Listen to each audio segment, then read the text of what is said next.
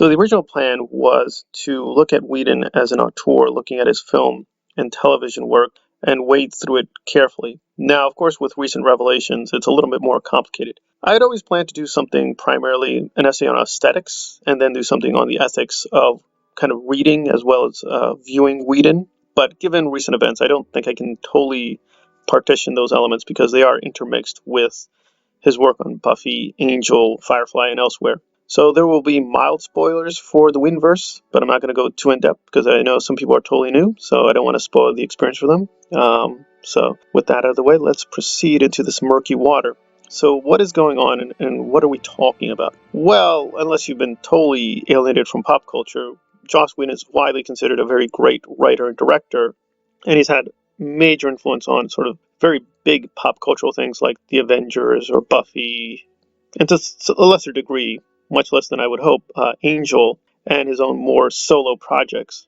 And a lot of his particulars of his style have been picked up by many others and aped. I've tried not to, but again, it's really hard now to do sort of a superhero film, for instance, without giving the heroes a lot of quippy jokes, and that's a clear influence of him. So in a lot of small ways and big ways, we've all been affected by Whedon, good or bad.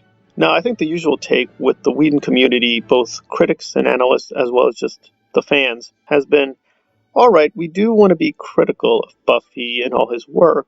However, we want to sort of have a limit. And I want to use Ian, who I think is really good on this stuff. And I'm not really criticizing him. I want to be careful. But he comes in with kind of an appreciation analysis, saying we want to, yes, analyze Buffy, but we're primarily coming in from a celebratory place. So even when we can fault Whedon on this or that issue, we want to widely see the Whedonverse as a good thing. And so, yes, he's an auteur, and as an auteur, he's done questionable things. So he's a questionable beast, and I don't think anybody was totally caught off guard because we do know a lot of these stories where he's extremely demanding with his performers and sometimes pushes them over the edge or just is very demanding of himself and other people around him. I think the problem then is not the beast part, although now we have more revelations, and so we're going to have to reassess what kind of beast we're talking about. But the more the question part, namely, how much skepticism should we apply to Whedon? My stance has always been pretty consistent, so I was never really shocked that now people are revising Buffy as perhaps not as feminist as they believed or hoped. I never really had any illusions that Buffy was a major feminist statement. There clearly are feminist themes in Buffy, but I don't know if they were ever as strong as people believed or hoped they were. And that's kind of the whole Whedonverse. It's not really what people have always thought it was. People are now kind of asking, well, were there warning signs? Were the warning balloons? I'm like, well, if you watch the content carefully, I think he gave you plenty of warning that, yes, he is doing things from a liberal and feminist perspective. And the one consistent theme I do find is anti-fascism, which I agree with. But beyond that, he is sort of going all over the place. And he's willing to have double standards and hypocrisies. He's also not saying, quote, the political angle will always be at the same level. Right? For instance, Firefly delves very deeply into conspiracy theory. Buffy only treats conspiracy theory here and there. So, again, even within the politics, he does make major exceptions, and there are differences of degree. Like, for instance, Firefly most notoriously has a lot of Asian culture, Asian languages, and so on and so forth, but there are very few Asian actors or even Asian writers on the show. So these kinds of issues are been always well known among the Whedon fandom. I think the question has always been how to treat it. And I think the answer has usually been good or bad, both with, quote, real analysis and fans, is to sort of treat them with kid gloves and just assume, well, yes, even when the material is pretty questionable and these images are a little bit odd or the dialogue is a little weird, is to just assume a kind of primary, good first intentions, right? Let's just first view this with assuming good intentions on Joss's part or the creator's part or his co-partners, and then we're going to get steadily more critical. I think the way forward is to just look at the text as best we can. I can't claim to be without bias, right? I'm a male, I'm a heterosexual, I am on the left, but I'm not dogmatic. I wouldn't label myself a feminist because I think just labeling yourself with any ideology is very problematic. The most ideology I would probably confess to would be historicism or contextualism. I can't do a whole essay on social constructivism and why I think that's a pretty sound way to go with things. But I will say that's where I'm coming from. I'm coming from a constructivist angle where I do view most things in history as contingencies. So I don't think there's predetermined structures at all. I think we have a lot of choice.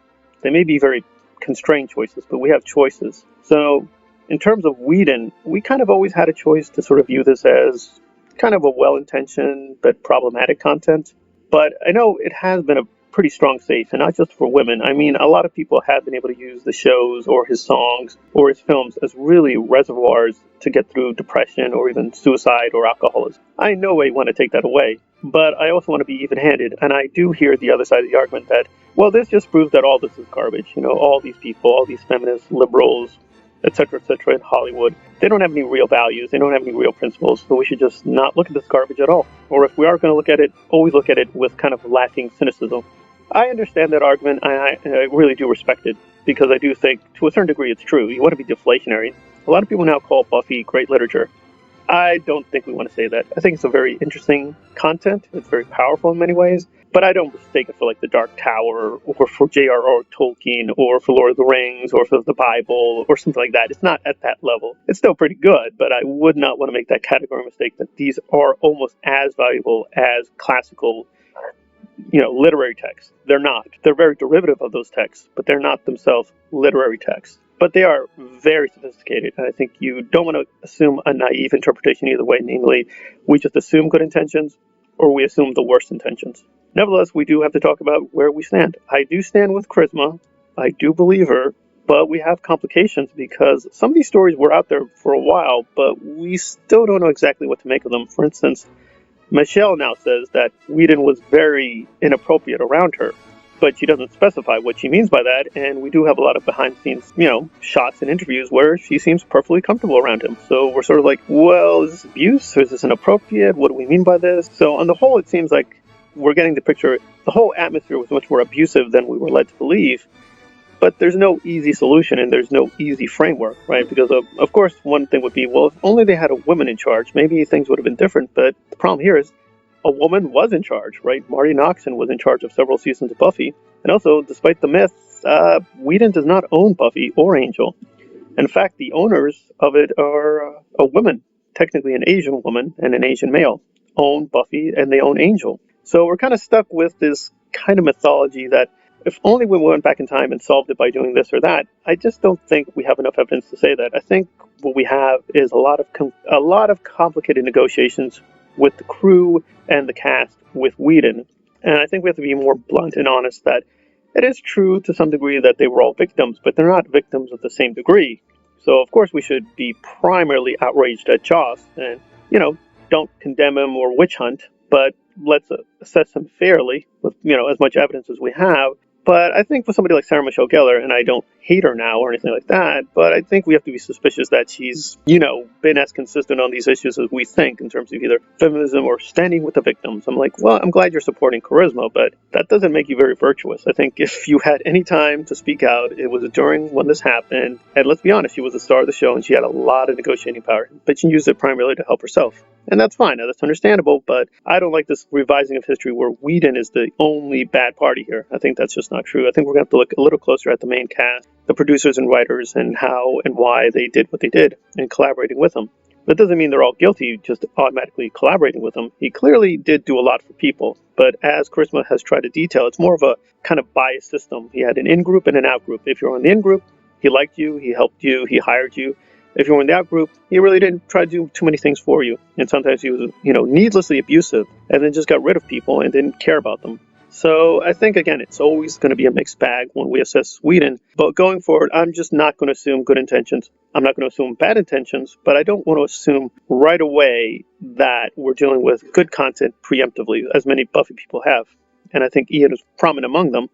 I'm not criticizing his content. He's always made clear he's doing appreciative analysis, not, all the way critical analysis. But I think hopefully now there'll be a space for just genuine critical analysis and we don't just enter in wanting to praise it or wanting to see the good. I mean, a lot of fans have been critical of the various seasons and of the various shows and the various films, but I think they always have kind of like a dangling thing at the end, but we still love it. We still love Joss. We just still love all of it. And it's like, well, we don't necessarily need to do that. Let's just perform the investigation and we're going to see where he ends up as an auteur. Is he one of the greats? Is he just shallow?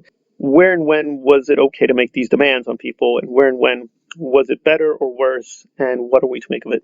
And that's, I think, going to be my methodological statement on this issue. All right, this has been Partially Examined Kubrick on the difficult question of assessing the Whedonverse after Charisma Carpenter. All right, thank you for listening. If you like the content, please hit the like button and or subscribe. Please comment below. That helps out the channel. Thanks again.